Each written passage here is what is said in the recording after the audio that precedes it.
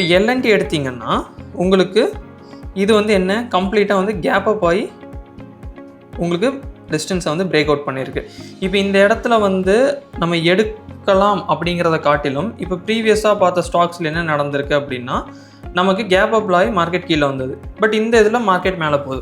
இப்போ இது எப்போ இப்படி நடக்கும் அப்படிங்கிறத வந்து ஃபைண்ட் அவுட் பண்ணுறதை விட்டுட்டு நம்ம என்ன பண்ணிடலாம், ஈஸியாக வந்து நார்மலாக எது பிரேக் அவுட் ஆகுதோ அதை நம்ம எடுக்கலாம். இப்போ இந்த பிரேக் அவுட்டில் எடுக்காமல் மேபி இப்போ சில பேர் இந்த பிரேக் அவுட்டில் எடுக்கலாம் அப்படிம்பாங்க. ஸோ இந்த பிரேக் அவுட்டில் எடுத்தாலுமே நமக்கு இங்கே என்னென்னு பார்த்தீங்கன்னா மார்க்கெட் அந்தளவுக்கு பெரிய மொமெண்டம் வந்து இல்லை. ஸோ 1:1 அந்த ரேஞ்சு தான் போயிருக்கு. ஸோ அதனால தான் இந்த கேப் அப் கேப் டவுன் வந்துச்சுன்னா விட்டுருங்க. ஏன்னா நம்ம அதை வந்து உட்காந்து ப்ரெடிக்ட் பண்ணிட்டு இருக்க முடியாது. பட் நார்மலாக ஒரு பிரேக் அவுட் ஆகுது அப்படின்னா அது நமக்கு ஓகே. நெக்ஸ்ட் இருக்கிற ஸ்டாக் ஃபைனலாக வந்து ஐடிசி. ஓகே, மேக்ஸிமம் ஒரு 7 ஸ்டாக் பாருங்கள் இன்ட்ராடேக்குள்ளே லோ ரிஸ்கில், அதுவே நமக்கு ஓகே. இப்போ இது வந்து பார்க்கும்போது பார்த்தீங்கன்னா இது எந்த ஒரு பிரேக் அவுட்டுமே நமக்கு கொடுக்கல. ஓகே, ஸோ ஃபார் எக்ஸாம்பிள் இது வந்து டாப்பு. ஸோ டாப்லேயும் மார்க்கெட் வந்து ரிஜெக்ட் தான் இருக்குது. அண்ட் தென் இது வந்து பார்த்தோம்னா ஒரு சப்போர்ட்டாக நம்ம வைக்கலாம். ஏன்னா இந்த இடத்துல கொஞ்சம் மார்க்கெட் சைட் வைஸ் பண்ணிவிட்டு கீழே வந்துட்டு தான் மேலே போயிருக்கு.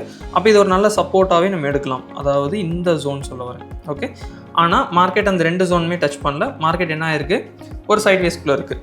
இப்போது நம்ம பார்த்த 7 ஸ்டாக்கில் கிட்டத்தட்ட வந்து பார்த்தீங்க அப்படின்னா ஒரு 2 ஸ்டாக்கு தான் நமக்கு என்ட்ரியே கொடுத்துருக்கு. ஆனால் இந்த கொடுத்த என்ட்ரியுமே நல்ல என்ட்ரி தான். கரெக்டுங்களா?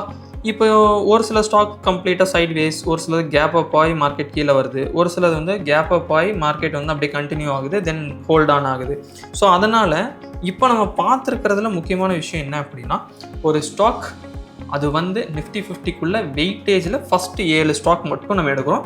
அதில் எவ்ரிடே வந்து 15 மினிட்ஸ் டைம் ஃப்ரேமில் பிரேக் அவுட் ஆகுதா அப்படிங்கிறத நம்ம பார்க்குறோம். அந்த பிரேக் அவுட்டும் பார்த்திங்கன்னா கேப் அப் ஆகி இல்லைனா கேப் டவுன் ஆகி வந்து ட்ரேடு கொடுக்கக்கூடாது.